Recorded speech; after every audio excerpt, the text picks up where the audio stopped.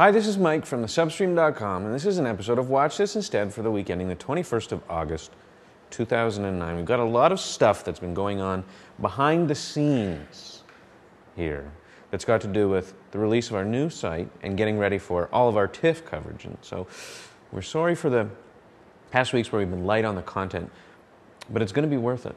Trust us.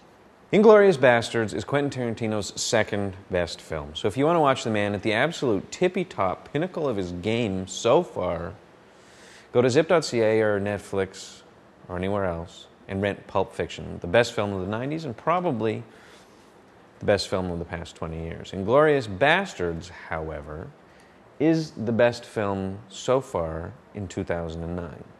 It's two coincidental stories that converge in the film's last act. The first is the story of a Parisian cinema owner who conspires to get revenge for the murder of her family at the hands of the infamous Jew hunter Hans Landa. She gets her revenge by conspiring to burn down her own cinema that's showing the premiere of a Goebbels propaganda film with all of the top brass of the Third Reich war machine locked inside. It's also the story of the Bastards, a group of Jewish-American soldiers led by mountain man Aldo the Apache Rain, played by Brad Pitt, who are dropped behind enemy lines and tasked with destroying enemy morale by engaging in a guerrilla war of terrorism, mayhem, mutilation, and murder. Both stories converge in a fiery cataclysm that at the last minutes of the film prove that Tarantino's film is something completely new and hilariously unique. And it's weird that not very many people have thought to do this before. Tarantino's film treats the Second World War as a genre rather than as a historical fact, a package of sets, locations, characters, and archetypes that can be moved around ahistorically, regardless of the actual truth of the matter, to tell any number of fantastical tales, including one in which the corpse of Hitler can be reconstituted, reanimated, and then murdered three completely different ways simultaneously as he's forced to stare into the laughing, screaming face of his victims. Realizing that this notion, the idea that the history of World War II can be rewritten for the sake of fantasy and made malleable to suit the whims of a director, is in fact a bravado act of disrespect to the dangerously dumb but deeply held idea that important movies, serious movies, good movies, movies that smart people should watch, should hew close to some level of realism or else inhabit some kind of far-flung, abstracted, symbolic realm.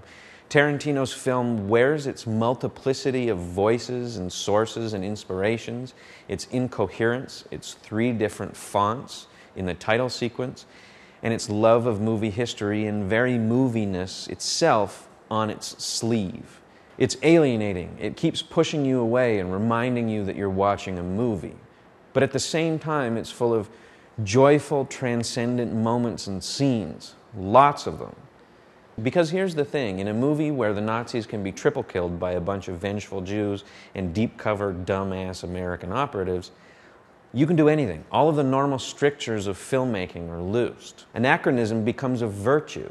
If there's a song that perfectly fits the mood and tone of a scene in which a Jewish cinema owner is contemplating her own fiery, sacrificial death, and that song happens to be from the 1982 remake of the movie Cat People, and it's by Giorgio Moroder and David Bowie, stick that song in there. It's a freedom that's also used by actors like Waltz to create characters like Landa, characters that are incredibly charismatic and at the same time incredibly evil, and they meet incredibly funny, nasty ends, and it's all just joyfully cinematic. And that's the thing of this movie. That's the idea at the heart of it, the statement that absolute mastery over timing and mise-en-scène, over script writing, can be combined with an absolute anarchic freedom to include elements from spaghetti westerns and war films and songs from movies from the 80s. All of this stuff can be made up into something that's never existed before, a film that sits completely apart from everything else, even if all of its constituent parts you can find at any number of other movies throughout history. But it's not as good as Pulp Fiction, so if you want to see the best movie that he's ever made, go to zip.ca and rent that instead.